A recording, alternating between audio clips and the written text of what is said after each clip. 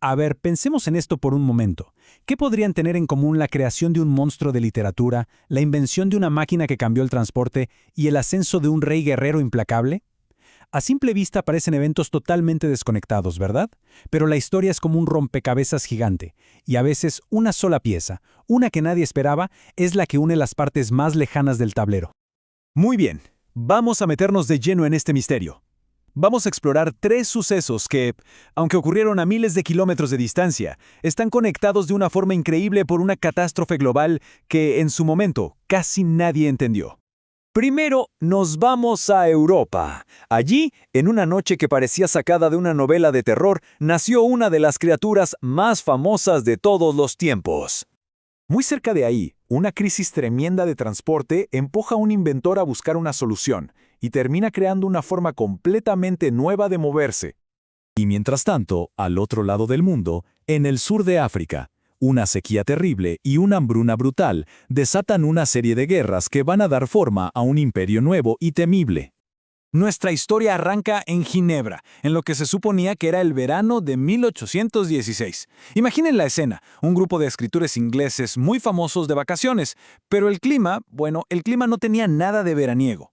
Mary Godwin, que muy pronto sería la famosa Mary Shelley, lo llamó un verano húmedo y desagradable.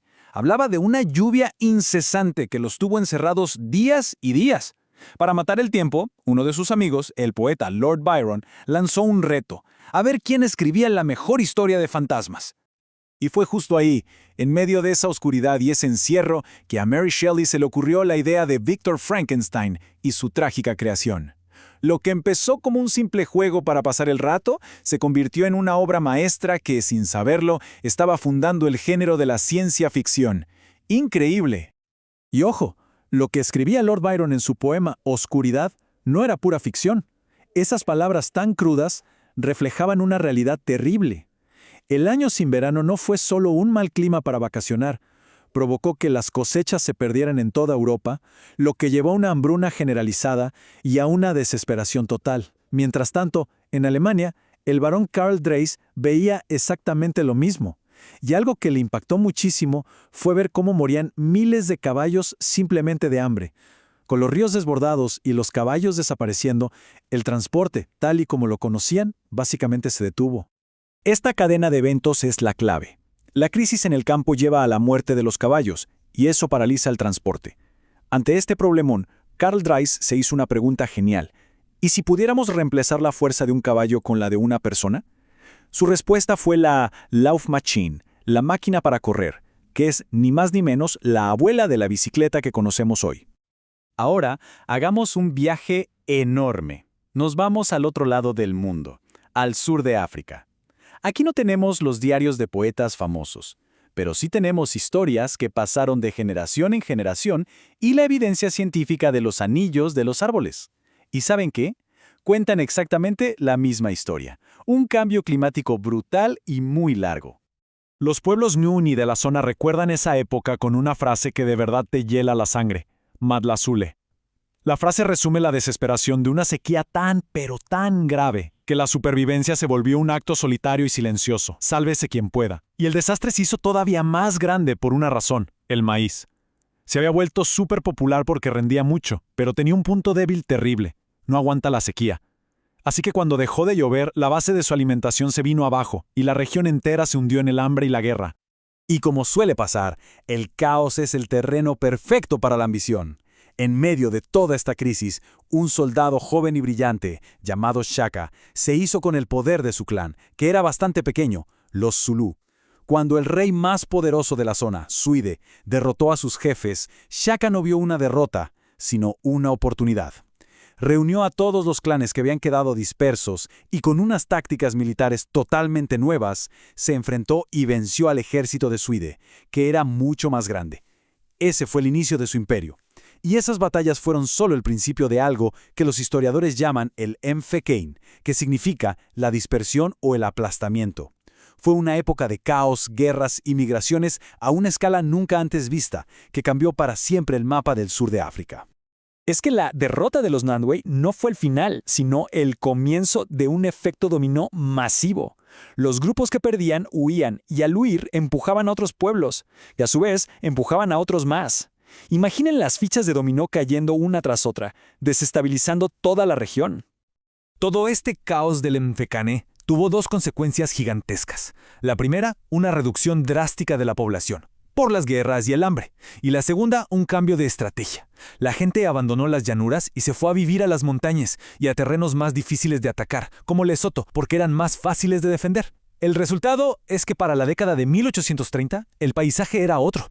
Había enormes extensiones de tierra muy fértil en el interior del sur de África que estaban de repente casi vacías. Pero claro, lo que para unos era una tragedia, para otros era una oportunidad. Desde la colonia del Cabo, que en ese entonces controlaban los británicos, ese interior despoblado se veía como tierra libre. Para los granjeros de la frontera, los llamados Boers, esas tierras parecían vacías, listas para ser tomadas. Y así empezó el Great Trek, la gran migración. Empujados por problemas con el gobierno británico y atraídos por la promesa de tener tierra propia, miles de colonos, los Boer Trekkers, subieron todas sus carretas y se lanzaron a conquistar ese interior. Fíjense en el cambio. En solo 40 años, o sea, en menos de lo que dura una vida, el mapa del sur de África se transformó por completo. Un interior que estaba lleno de pueblos bantúes se convirtió en un territorio colonizado por granjeros Boer, mientras que las poblaciones originales quedaron arrinconadas en las zonas montañosas. Bueno, hasta ahora hemos seguido dos historias que ocurrieron al mismo tiempo, una en Europa y otra en África. Dos mundos que no podrían parecer más diferentes, más desconectados. Entonces, ¿cómo es posible? ¿Qué tiene que ver el clima que inspiró a Frankenstein en un lago de Suiza con las guerras que crearon el Imperio Zulú? La respuesta es una fuerza de la naturaleza. La causa de todo esto, el origen de todas estas historias, fue la erupción del monte Tambora en Indonesia, el 10 de abril de 1815. La escala de esta explosión es algo que casi no podemos ni concebir. Lanzó 100 kilómetros cúbicos de ceniza y rocas a la atmósfera. Para que se hagan una idea, la montaña perdió 1.500 metros de altura de un solo golpe. La explosión se oyó a más de 2.600 kilómetros de distancia. Y aquí está la clave de todo. Esa nube de ceniza inmensa no se quedó ahí.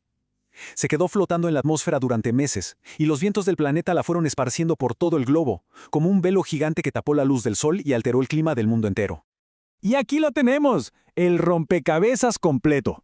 Un volcán en Indonesia provoca un enfriamiento global. Esto, a su vez, causa un verano lluvioso y frío en Europa, que nos da un monstruo y una máquina. Al mismo tiempo, provoca una sequía terrible en África, que lleva a la guerra, a la creación de un imperio y finalmente a una migración de colonos que va a redibujar el mapa de un continente. Todo está conectado. La historia del Tambora es un recordatorio brutal de que vivimos en un sistema global, donde todo está conectado de formas que a veces no vemos.